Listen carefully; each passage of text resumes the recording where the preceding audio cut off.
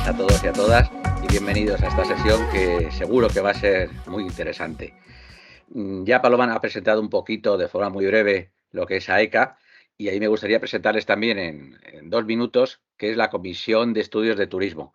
Como acaba de decir Paloma, la asociación, aparte de muchísimas actividades, tiene una serie de comisiones que lo que hace es estudiar una serie de ámbitos relacionados con la administración de empresas, con la contabilidad, con la responsabilidad social. Y en el año 2012 se creó una comisión específica de estudios de turismo. El objetivo era que un sector tan sumamente importante para nuestra economía y para nuestro país tuviese un fiel reflejo en una asociación tan importante como es AECA. Desde ese momento hemos estado teniendo reuniones y hemos publicado documentos. En concreto, publicamos el primero con un marco conceptual del turismo, hablamos del régimen jurídico de las empresas de alojamiento turístico en España y Portugal. Realizamos otro estudio sobre el sistema uniforme de cuentas para los establecimientos hoteleros, hablamos de estrategia de las empresas turísticas a través de dispositivos móviles, hablamos de turismo colaborativo, de gestión estratégica de costes en el sector de la restauración y cambió a partir del año 2020 el planteamiento de la asociación para realizar una serie de documentos que tenían que ser mucho más breves, que estaban mucho más enfocados a tratar temas de relieve y actuales, y es la línea que denominamos opiniones emitidas.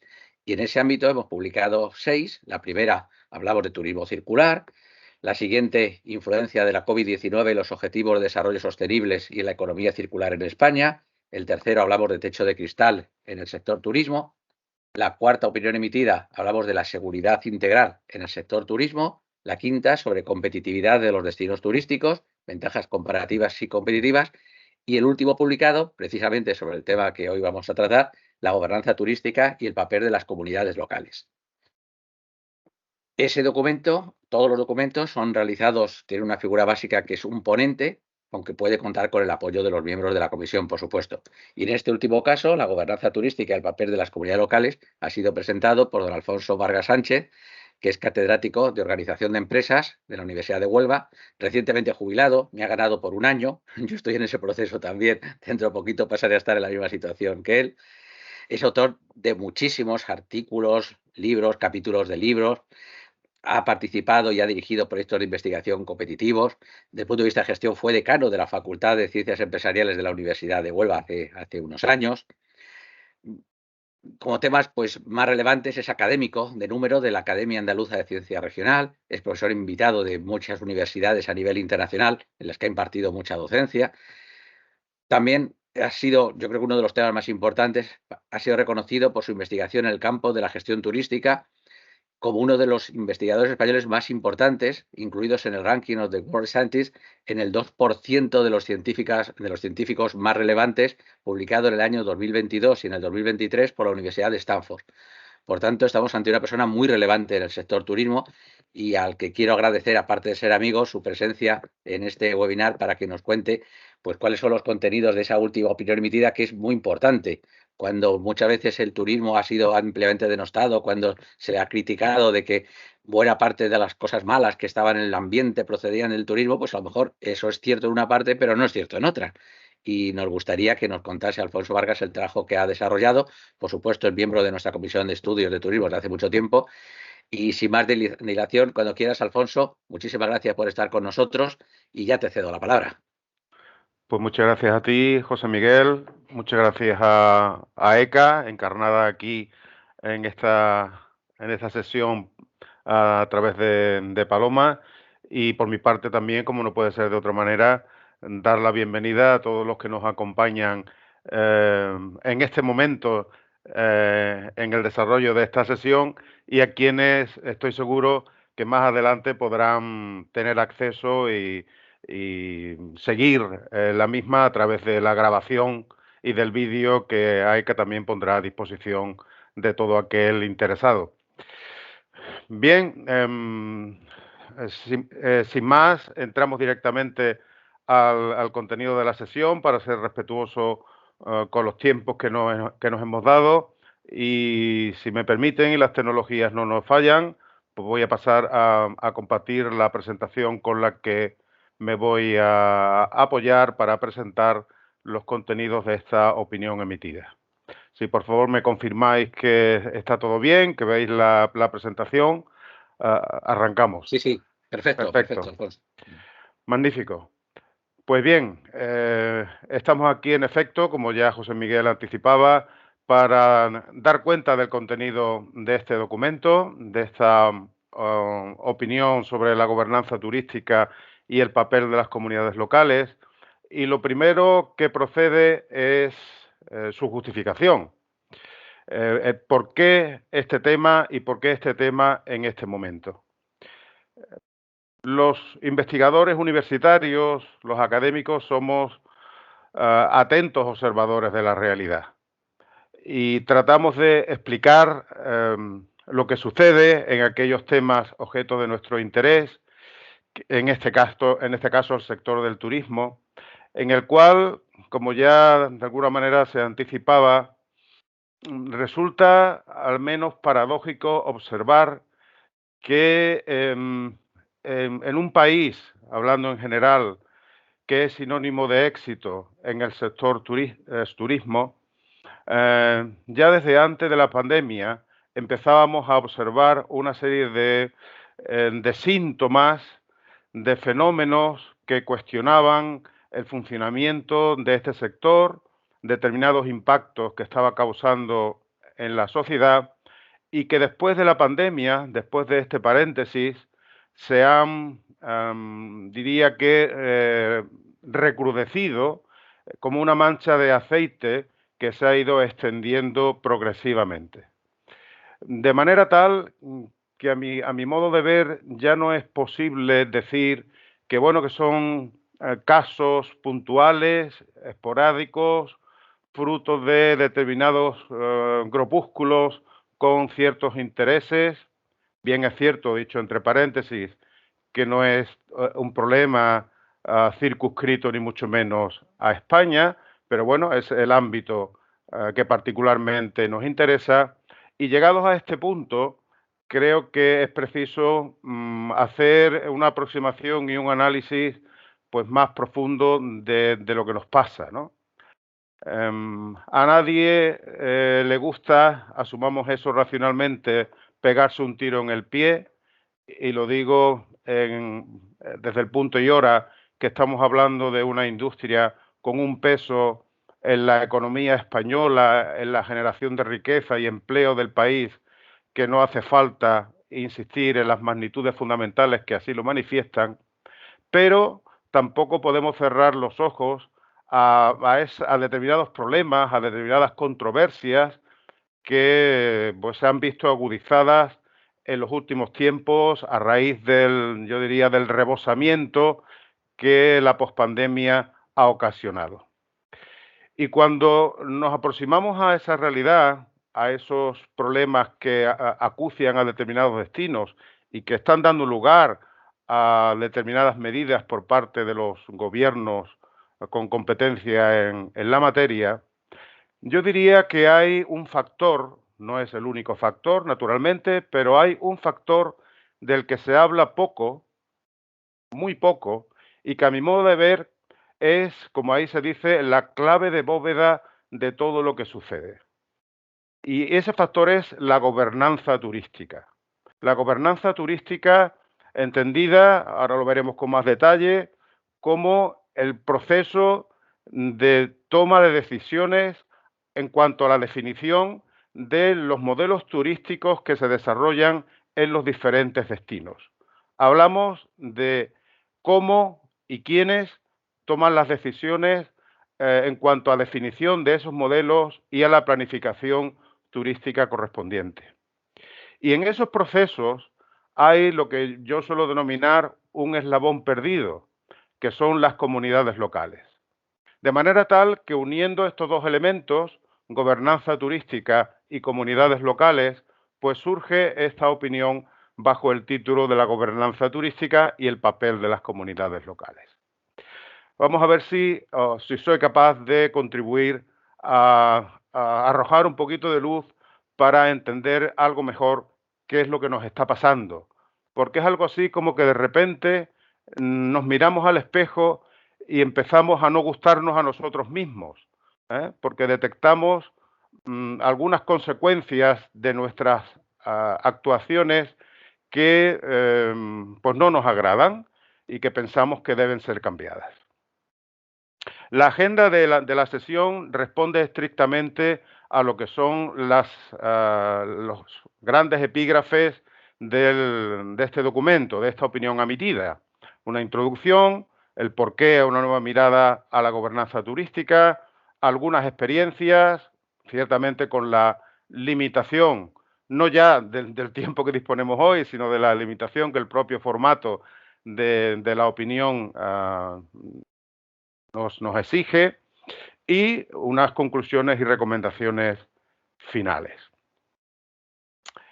A modo de introducción y ligando con la argumentación anterior, bueno, no estoy seguro de si la pandemia a la que necesariamente tenemos que hacer referencia ha sido un antes y un después.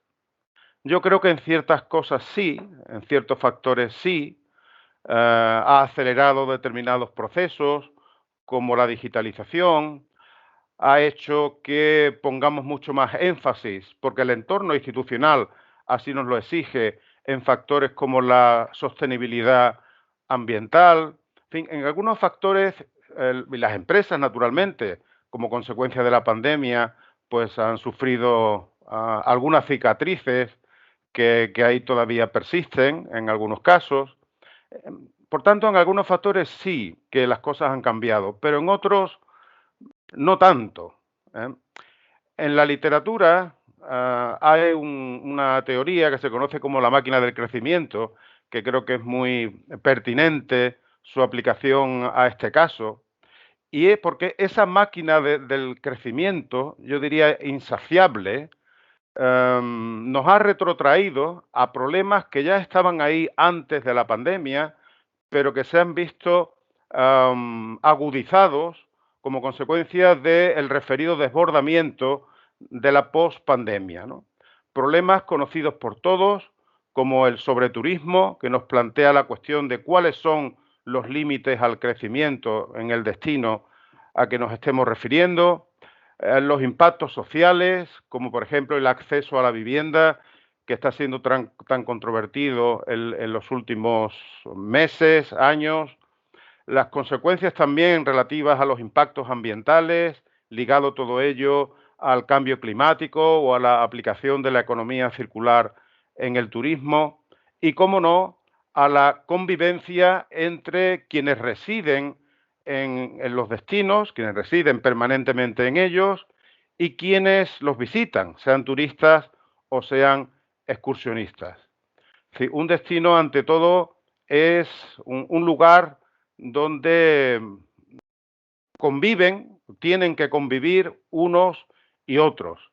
Y sabemos que los diferentes ritmos de vida de unos y de otros han dado lugar a fricciones que han desembocado en brotes de lo que se ha dado en llamar, impropiamente, a mi juicio, como luego justificaré, la turismofobia, ¿no? O la fobia al turismo.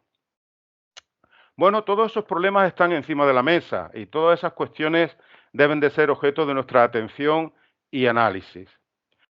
En este sentido, yo siempre recuerdo unas palabras de un profesor conocido por todos y admirado, el profesor Jafari, en una entrevista que le hicieron en el Foro de Maspalomas del año 2020, donde él dijo textualmente: si el desarrollo turístico no contribuye a la calidad de vida de la gente, no es bueno.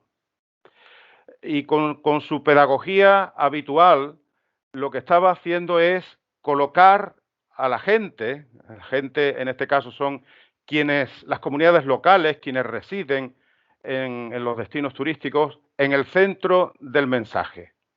Y eso lo ligaba con un concepto también muy importante en todo este discurso, que es el de la capacidad de carga de los destinos, ¿no? Que él lo definió en esa entrevista desde un punto de vista social como el nivel de tolerancia de la comunidad local. Y es claro que en determinados destinos, aquellos más populares, aquellos con una densidad turística mayor, pasado mañana hay una manifestación en cada una de las islas del archipiélago canario. Estamos hablando de Canarias, ese gran destino turístico donde el turismo es el pilar fundamentalísimo de su socioeconomía, pues ahí también ha cuajado toda esta problemática y la comunidad local, o determinados sectores de la comunidad local, naturalmente esta es una realidad compleja, han empezado a cuestionarse determinados modelos, ¿no? Por tanto, en definitiva, de lo que estamos hablando es de resituar a las comunidades locales en el centro de la arquitectura estratégica del turismo. Un centro del que nunca debieron salir, pero que debemos de recuperar para conferirles un rol mucho más activo en estos procesos de planificación estratégica, de definición de los modelos turísticos que se aplican en los destinos de que se trate. Y esto no es porque lo diga un determinado profesor o que lo diga yo, sino esto es algo que está en concordancia con el propio Código Ético Mundial para el Turismo, que no es nada nuevo, ya viene del año 1999, cuando se aprobó en la Asamblea de la entonces Organización Mundial del Turismo, o llamada ONU Turismo, y 2 años después aprobado por la Asamblea de las Naciones Unidas, ¿no? Bien, esa es la introducción que nos permite ligar gobernanza con comunidades locales, colocando esas comunidades en el centro de esa gobernanza o dándole una importancia que nunca debió perder. Y a partir de ahí empezamos a reflexionar acerca de por qué es necesario, ante esta nueva coyuntura o en este nuevo contexto, una nueva mirada hacia la gobernanza turística. Y empiezo por referir algo que a estas alturas ya debería estar superado, pero la realidad nos dice que no lo está aún en muchos destinos. Muchos destinos siguen centrando sus esfuerzos en la promoción del mismo, en el marketing, cuando en realidad debería haberse producido la transición desde ese marketing a la gestión, al management, ¿no? De manera tal que el marketing debe estar subordinado a algo más amplio que es la gestión del destino. El turismo no hay solo que promocionarlo, sino que de una manera más amplia hay que gestionarlo. Y es ahí donde surge el concepto de gobernanza. El concepto de gobernanza para precisamente gestionar el impacto que sobre los destinos turísticos tienen las administraciones públicas a diferentes niveles. Prácticamente todas las administraciones públicas tienen alguna incidencia en el funcionamiento del turismo, dado el carácter transversal de este. Desde el nivel municipal al nivel supramunicipal, con mancomunidades, consorcios, etcétera, provincial, autonómico, nacional. Bueno, hay todo un entramado administrativo que es preciso coordinar para que haya una coherencia y una sinergia entre las actuaciones que se llevan a cabo en cada una de esas administraciones en sus distintos niveles. Pero además de eso tenemos las empresas, naturalmente. Está el tejido empresarial, un tejido empresarial que también es muy, muy diverso, con mucha tipología de empresas en cuanto a sus actividades, en cuanto a sus características. Y un tercer pilar, al que se refiere el propio concepto de gobernanza de la Organización Mundial del Turismo, ahora ONU Turismo, que es la sociedad civil.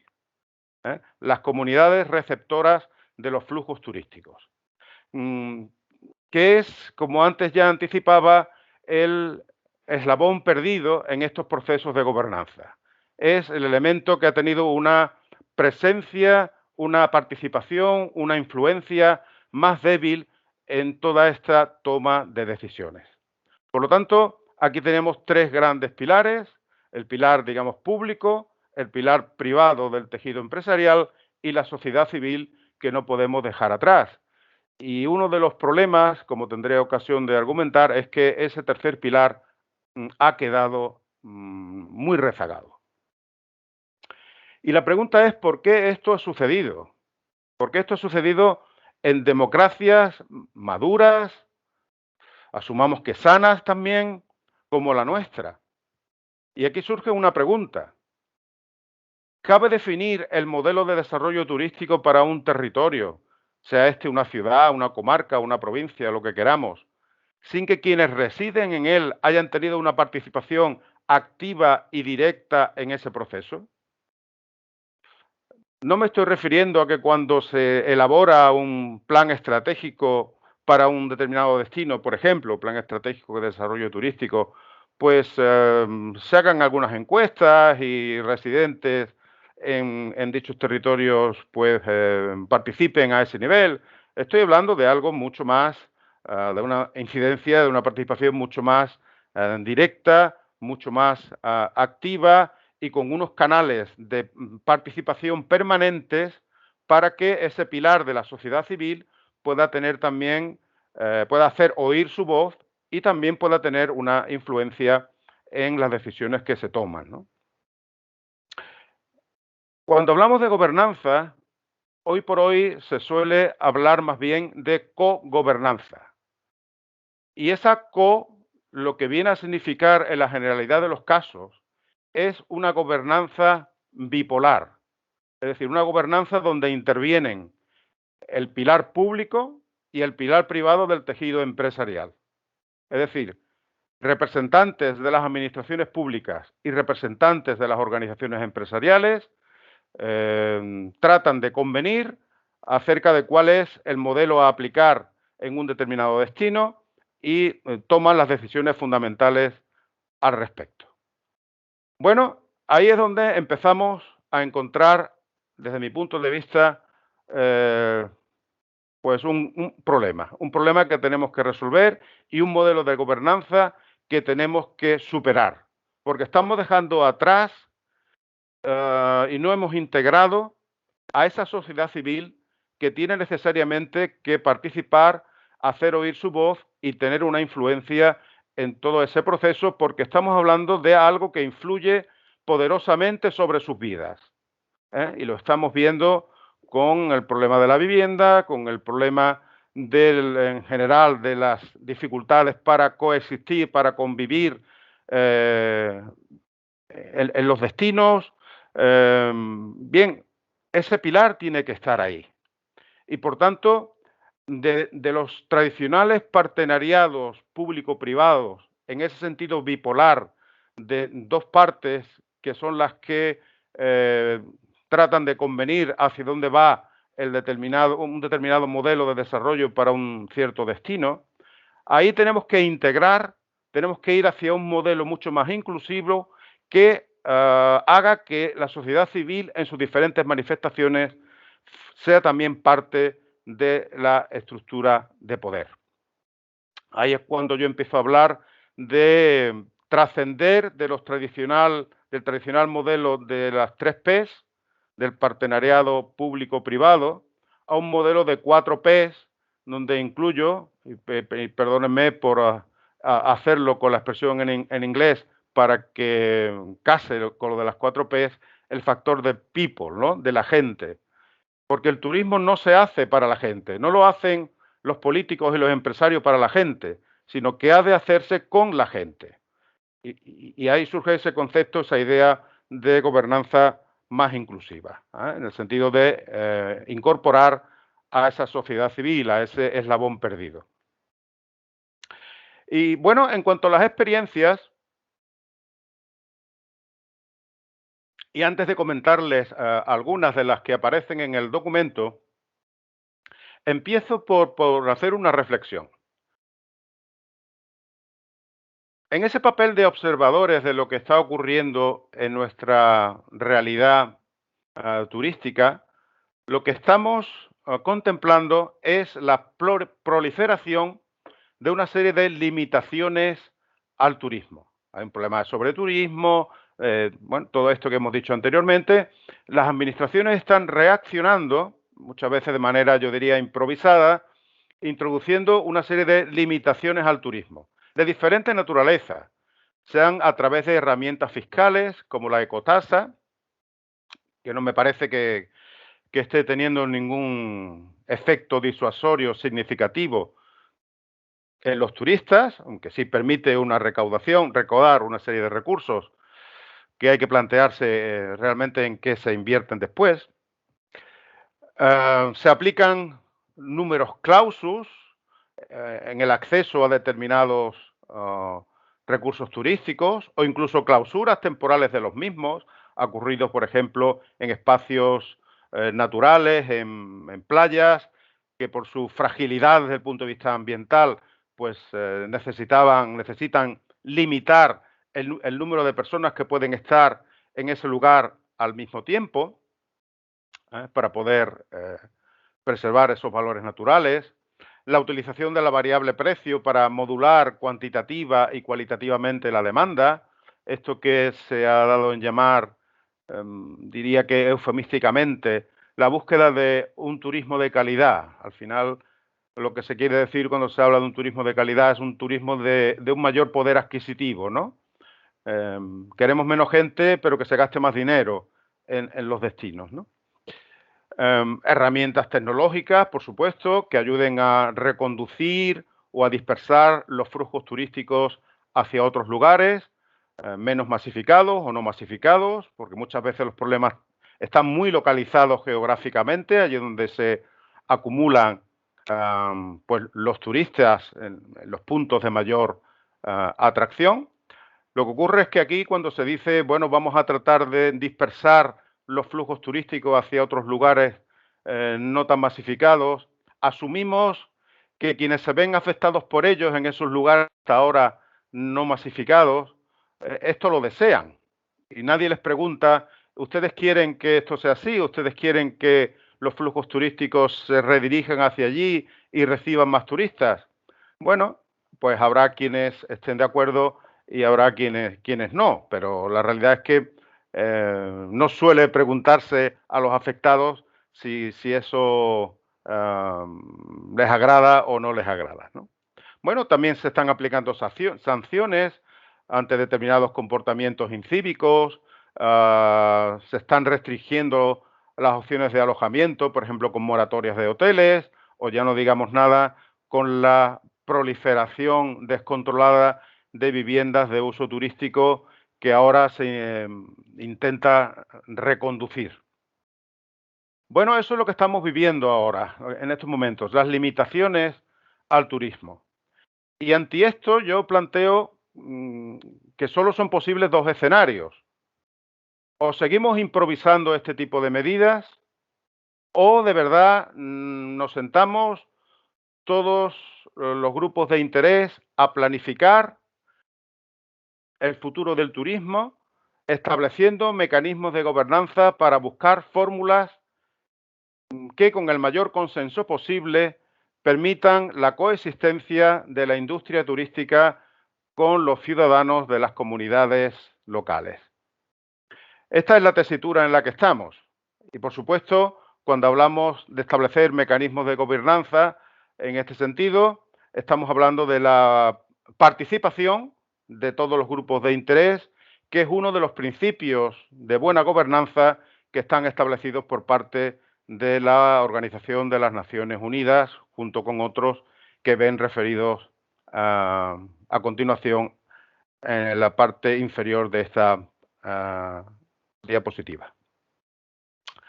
Pues bueno, en este contexto de si seguimos improvisando y enfadando a todo el mundo o de verdad planificamos modelos turísticos diferentes con mecanismos de gobernanza distintos, porque esos modelos salen de los mecanismos de gobernanza, de allí donde se toman las decisiones y por quienes toman las decisiones.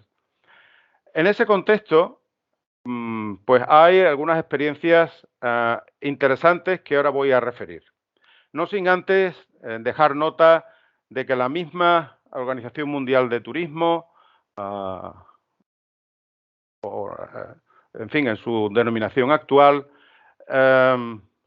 viene incidiendo en la necesidad de involucrar a los residentes y la comunidad local en la política turística y el proceso de toma de decisiones, siguiendo un enfoque verdaderamente público, privado, comunitario, eso de las 4 Ps a que antes me refería, el Public-Private People Partnership, esas 4 Ps, o expresadas de esta manera, público-privado comunitario.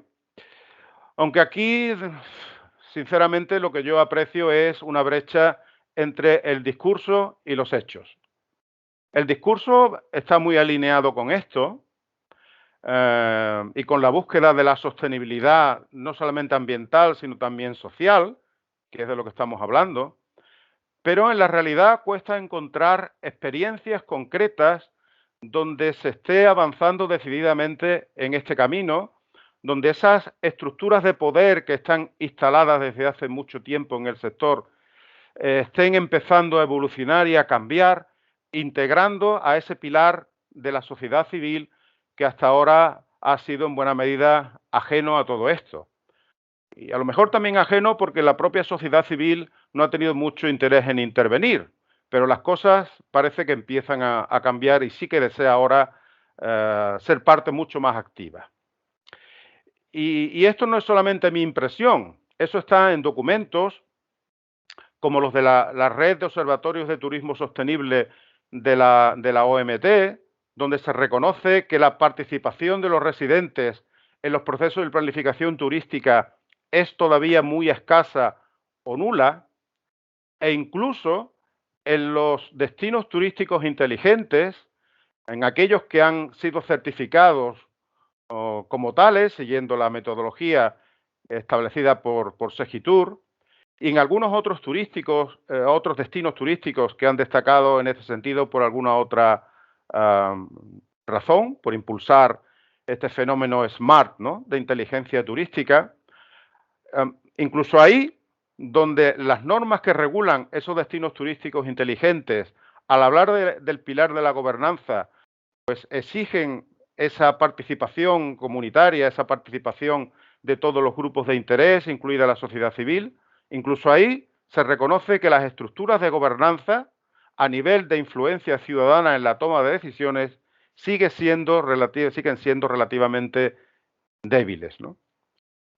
No obstante, hay casos donde se ha avanzado, donde se han dado pasos al frente interesantes en ese sentido. Y es aquí donde pongo algunos ejemplos. El primero que aparece en esta opinión emitida es el del Ayuntamiento de Barcelona. En la ciudad de Barcelona hay un ente gestor, el llamado Consorcio de Turismo de Barcelona. Les llamo la atención sobre las fechas. Es importante observar la cronología de los hechos. Este Consorcio de Turismo de Barcelona es un claro ejemplo de partenariado público-privado, de colaboración público-privada. Ahí forman parte de ese consorcio el Ayuntamiento de Barcelona, la Cámara de Comercio y un organismo de promoción de la ciudad de Barcelona. Pero el Ayuntamiento, que es una de las 3 patas de ese consorcio, el Ayuntamiento en 2016, fíjese el tiempo que ha transcurrido desde 1993, cuando ese consorcio se pone en marcha para seguir con ese impulso que la ciudad ganó a partir de los Juegos Olímpicos de 1992, pues no es hasta 2016, insisto, cuando el Ayuntamiento de Barcelona crea el llamado Consejo de Turismo y Ciudad, como órgano permanente de participación, donde se incorpora a la ciudadanía en la gobernanza del turismo. Es un órgano consultivo, bueno, que de alguna manera apoya al gobierno local, municipal, proponiendo medidas de actuación, haciendo estudios, dictámenes, elaborando informes sobre la situación del turismo en la ciudad. Ahí nos encontramos con un órgano que preside el alcalde o alcaldesa de la ciudad y lo integran representantes de entidades del sector ciudadano y vecinal. También está el sector turístico empresarial, del comercio, la restauración, la cultura, el deporte, los sindicatos, asociaciones ambientales, grupos sociales y representantes de cada distrito de esa gran ciudad, así como profesionales expertos, responsables técnicos y representantes de cada uno de los grupos municipales. E incluso, y esto creo que es un signo, una señal de la importancia que se le ha venido dando o que se le quiere dar a ese pilar ciudadano en la gobernanza turística, una de las vicepresidencias, tanto del Pleno como de la Comisión Permanente de este Consejo de Turismo y Ciudad, es ocupada por la Federación de Asociaciones de Vecinos y Vecinas. Bueno, creo que es un paso muy interesante para incorporar a los diferentes grupos de interés. Ya no es una gobernanza bipolar, sino es una gobernanza que empieza a avanzar en esa dirección multipolar, incorporando a la ciudadanía, a la sociedad civil en un sentido amplio. De manera semejante ha ocurrido, por ejemplo, también en el Ayuntamiento de Valencia y en la Generalitat Valenciana, en el gobierno autonómico de la Comunidad Valenciana. Así, en la ciudad de Valencia también se ha creado un ente llamado Consejo Municipal de Turismo dentro de su ayuntamiento. Nuevamente llamo la atención acerca de la cronología. Su reglamento no resulta aprobado hasta el año 2019, por lo tanto estamos hablando de algo relativamente reciente.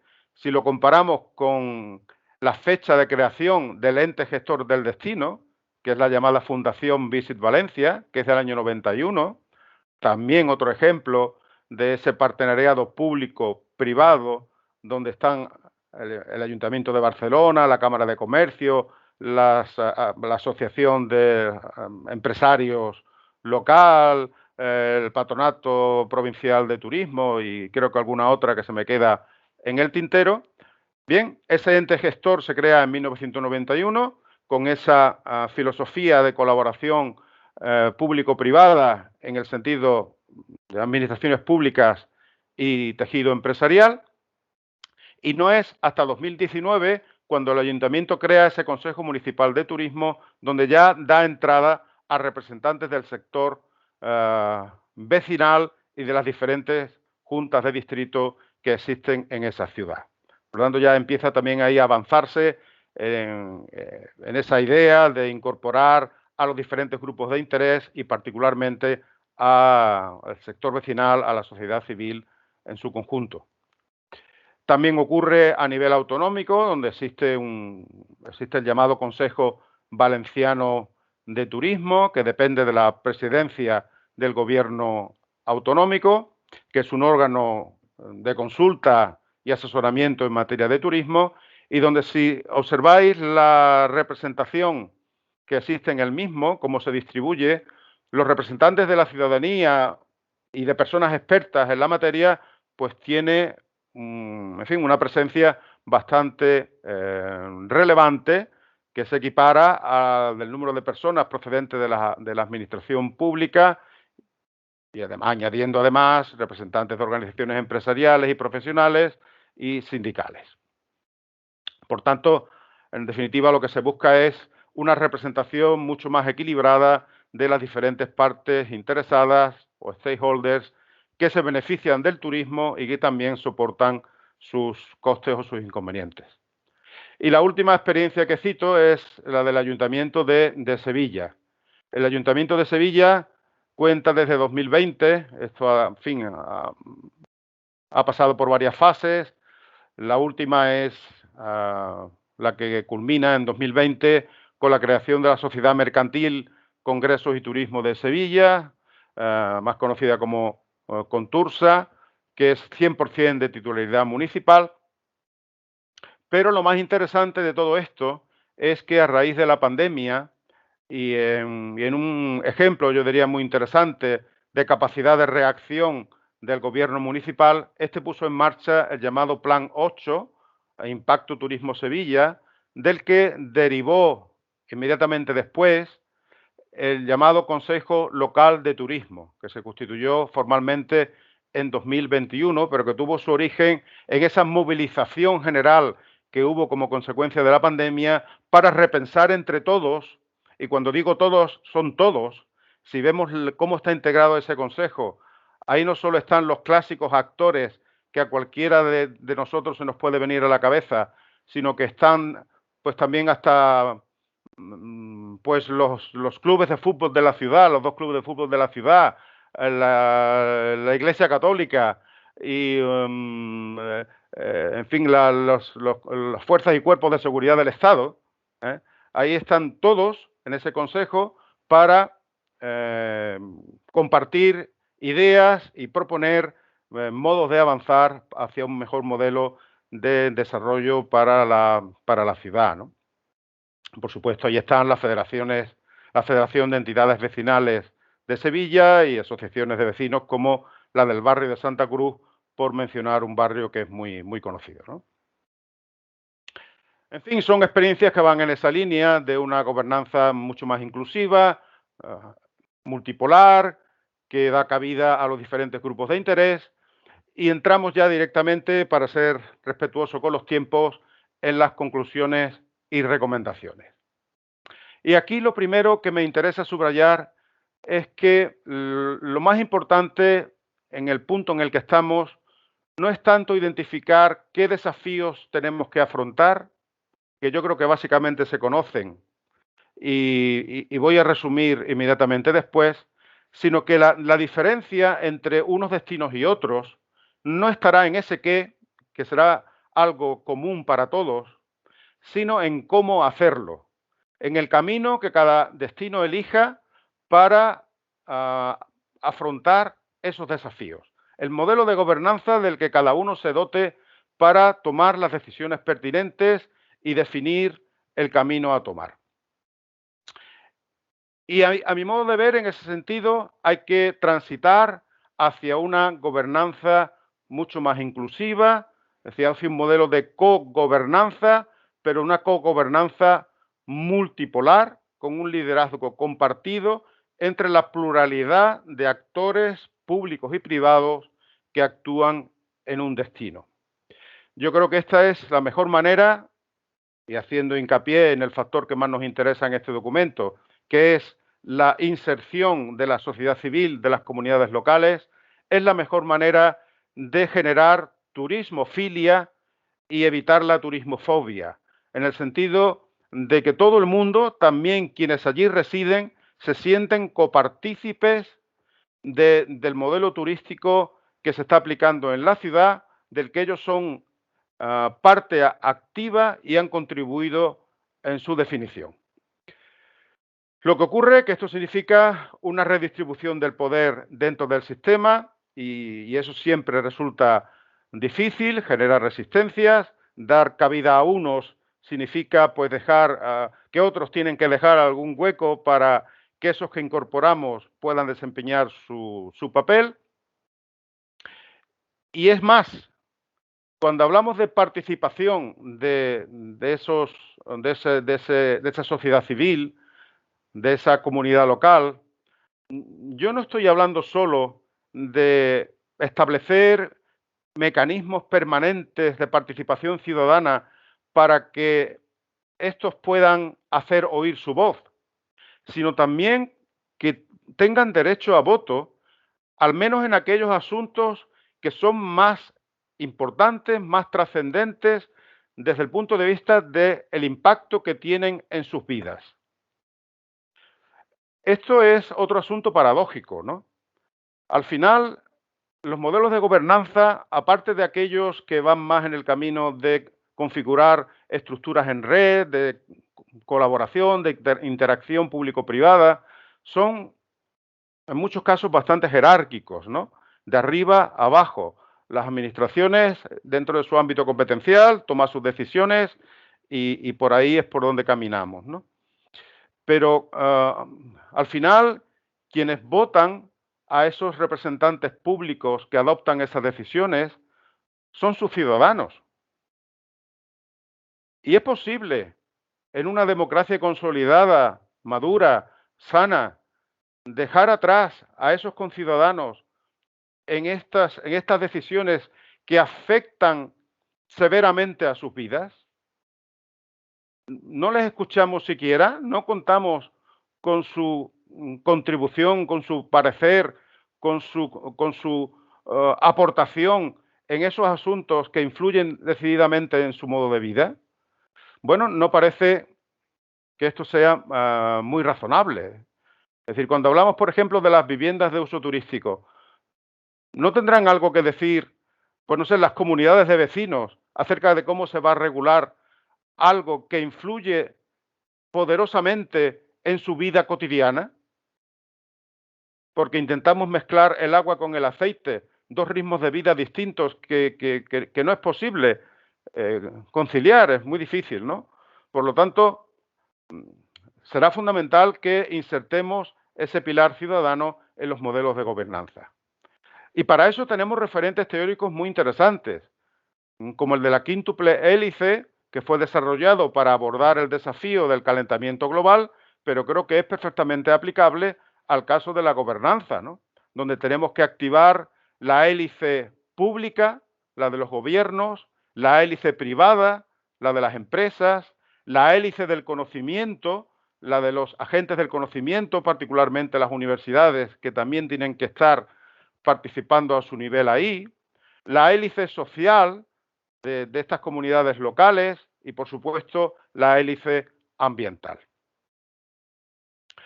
Y termino con una reflexión, porque hay un pequeño anexo que ya no está en el documento, que había incorporado al final, pero que no voy a hacer mención a él para dejar algún tiempo para comentarios, preguntas o lo que deseen. Pero sí cerrar con esta reflexión que se acompaña en esta diapositiva. Pensemos que un destino es un territorio donde vive gente, ¿eh? Y por lo tanto estamos hablando de que son lugares para que quienes allí residen de forma permanente o temporal puedan convivir. Pero también un destino es un territorio en el que se producen cosas. Muchas veces son productos artesanales, agroalimentarios o del tipo que fuere, que le confieren una identidad, una singularidad a ese destino. Un destino que también cuenta con un patrimonio, material e inmaterial, que muestra su identidad y su cultura, que lo diferencia. Un destino, en base a todo esto, es visitado y precisamente por eso necesita la definición de un modelo turístico que exprese la aspiración colectiva de dicha comunidad. Y colectiva significa de todos los grupos de interés, alcanzando el mayor grado de consenso posible. Y sabiendo que hay intereses divergentes que será difícil conciliar, pero es imprescindible avanzar en esa dirección del mayor consenso posible. Y precisamente porque son visitados y ha de definirse el modelo turístico que recoge la aspiración colectiva de dicha comunidad, también es gobernado. Por lo tanto, el incorporar todos estos elementos en nuestra reflexión es fundamental e incorporar la comunidad local, la población residente es básico porque sin ella, sin su apoyo, lo que estaremos es lanzando un boomerang que se nos volverá en contra. Y lo estamos empezando a ver en muchos destinos. Porque la gente en realidad no está, y esa yo creo que es la interpretación que tenemos que dar, la gente no está manifestándose, protestando contra el turismo. El turismo es en buena medida nuestro modus vivendi. Contra lo que se protesta, contra lo que se manifiesta es contra determinados modelos de desarrollo turístico que han emanado de determinados modelos de gobernanza. Eso yo creo que es la interpretación, a mi modo de ver, correcta que tenemos que dar a los fenómenos que estamos viviendo. Sabiendo también que hay algo muy importante, que una sociedad volcada en el turismo, como es la española en general, tiene que ser una sociedad educada para el turismo, con capacidad para participar, para intervenir, para estar informada y para codecidir y co-crear el modelo que representa esa aspiración colectiva de la misma. Porque hoy el turismo es hablar de experiencias y de experiencias auténticas. ¿Y cómo creamos experiencias auténticas sin la gente? Hay otros elementos, como los productos, el patrimonio, a los que antes me refería, pero la dimensión social es fundamentalísima. No podemos dejarla de ninguna forma atrás.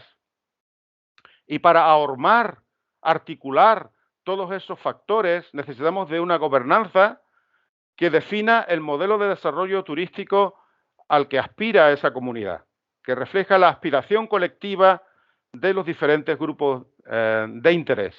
Un modelo de gobernanza inclusivo, las de las 4 Ps a que ya me he referido antes, y que va a trabajar en el camino de construir un destino seguro, sostenible e inteligente, que son, a mi modo de ver, los 3 retos principales que, en general, tenemos ante nosotros.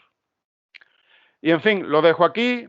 No incluyo este pequeño anexo de cómo manejar todo esto de la gobernanza turística, teniendo en cuenta su complejidad, que ya no está en la opinión emitida, sino ha sido algo que he incorporado después.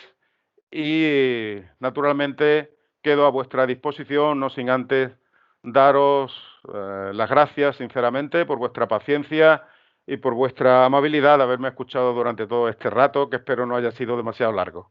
Muchísimas gracias. Al contrario, Alfonso, muchísimas gracias a ti. Ha estado, la verdad, que muy ilustrativo, muy entretenido. Has tratado un tema muy importante. Yo también creo que la gente no está contra el turismo, sino contra la mala gestión que muchas veces se ha efectuado del turismo o el modelo turístico creado. Claro, no tiene sentido cuando a partir del año 59 del siglo pasado se apuesta en España tremendamente por el turismo, hacer grandes bloques al lado del mar. Claro, es que la gente, yo creo que no está contra el turismo, sino de una mala gestión del turismo. Y eso fue uno de los ejemplos que se pusieron tradicionalmente. Me parece muy interesante. Tenemos tan solo 7 minutos. Hay una pregunta, una reflexión que ya está puesta a través del chat y animo a todos los participantes abundantes que están oyendo esta charla del profesor Vargas. Y te lo leo. Dice, en la práctica, ¿cómo llevamos a cabo la comunicación con estas comunidades? Por ejemplo, ¿existen los presupuestos participativos? ¿Existe algún foro o iniciativa participativa por parte de ayuntamientos o la propia administración pública o administraciones públicas que podamos tener como referencia de actuación? Es una pregunta que te hace Luz Pascual. Pues sí, es una manera de avanzar en esa dirección que apuntábamos, ¿verdad? Y es una manera, lo de los presupuestos participativos, de ir creando esa cultura de la participación a la que no estamos demasiado acostumbrados en nuestro país, ¿no? El ciudadano está un poco ajeno a todas esas dinámicas y debe ser mucho más activo y proactivo en la incorporación de sus ideas al campo turístico o al que fuere. Hay algunos entes locales que sí que están incorporando los presupuestos participativos y hasta ya que somos, en fin, yo me sigo considerando naturalmente universitarios, hay universidades que dedican una parte de su presupuesto a llevar a cabo acciones que propone su propia comunidad. Es decir, aplican esto de los presupuestos participativos porque quiere dar voz a todos los grupos que forman parte de la institución universitaria, recogen las ideas de las mismas, seleccionan las mejores y las aplican, ¿no? También a nivel local, a nivel de ayuntamientos u otras administraciones, esto empieza a realizarse y es un proceso en el que iremos avanzando para abrir cauces de participación activa, sea en el turismo o sea en cualquier otro área de la gestión municipal o provincial o del ámbito que fuere. Me gustaría hacerte una pregunta. Es una pregunta compleja. O sea, tu modelo tiene las administraciones públicas, el tejido empresarial, la sociedad civil. Claro, el tejido empresarial normalmente es raro que sea el impulsor de la participación de las comunidades locales. Es decir, en principio va a su negocio, va al business, que en principio también es bueno para la comunidad, es bueno que se desarrolle actividades económicas en una zona determinada. La sociedad civil a lo mejor no tiene mucha capacidad de presión, a lo mejor puede organizar algún tipo de huelga, manifestación, que se les oiga, pero al final tiene que ser las administraciones públicas las que impulsen todo este modelo. Bueno, entonces mi pregunta es, con el modelo que tenemos en España, con la mayor parte de las competencias transferidas a las comunidades, eso no se no es mucho más difícil aplicarlo, aunque luego estamos hablando de administraciones públicas mucho más locales, es decir, estamos bajando más todavía, pero ¿no sería mejor tener un modelo global? Cuando yo explico a mis alumnos de turismo los temas por ejemplo, la normativa hotelera y de alojamientos turísticos, cada comunidad tiene su propia normativa, a lo mejor tenemos un hotel en una ciudad que está pegada a otra, pero que es de otra comunidad y tiene unas normas distintas, no son súper diferentes, porque no puede serlo, pero son distintas. En cambio, sí que hay un modelo, por ejemplo, el ALEF famoso, los acuerdos laborales para el sector de la hostelería. Para todo el territorio nacional, para toda España, existe la misma definición de las clasificaciones profesionales, los grupos profesionales por áreas funcionales. Entonces, a mí ese modelo me gusta más. No estoy haciendo un alegato político hacia la delegación de transferencia, sino, ¿no sería más sencillo para este modelo que tú propones que hubiese como un impulso a nivel nacional de todo el Estado de este modelo? ¿Qué te parece, Alfonso? Sí, sí, ciertamente, si las administraciones públicas no se lo creen, no será posible, por las razones que tú mismo has expuesto y que no necesito abundar en ellas, ¿no? Se lo han de creer, y se lo han de creer, entre otras razones, porque organismos supranacionales también están diciendo que ese es el camino que hay que seguir para, por ejemplo, combatir la turismofobia que se va poco a poco expandiendo como una mancha de aceite, ¿no? Mm, por lo tanto, si hay unas directrices a nivel general en este caso, pues a nivel nacional, que de alguna manera marquen la pauta de hacia dónde debe de ir la gobernanza turística a nivel autonómico o a nivel provincial o a nivel más local, municipal, eso ayudaría.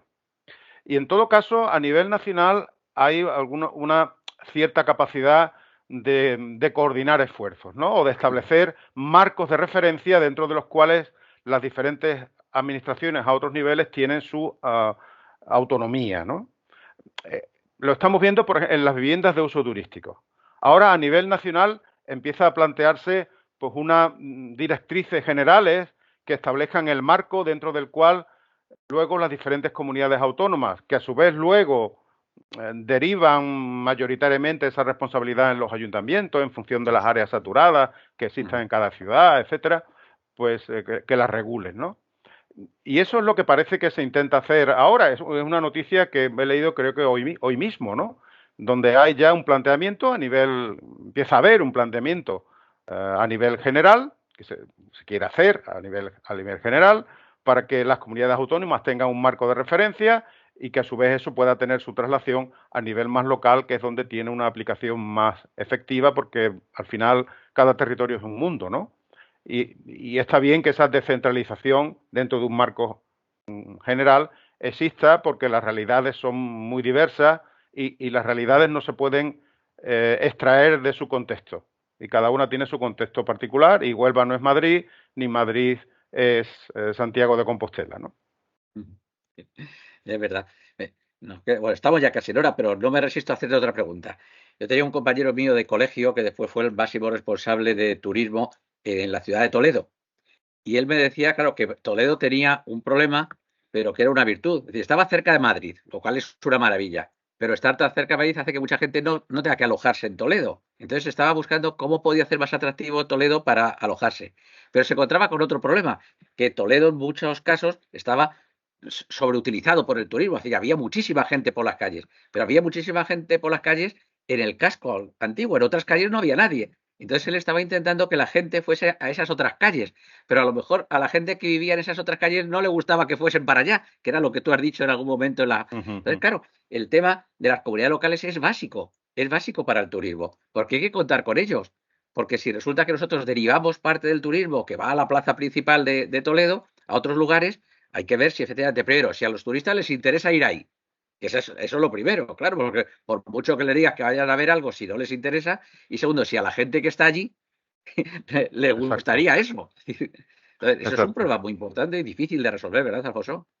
Imposible de resolver si las comunidades locales no son partícipes Claro. de esas instituciones de gobernanza, ¿no? O de esos cauces de gobernanza de los destinos. Es que están Ujú. ocurriendo cosas muy,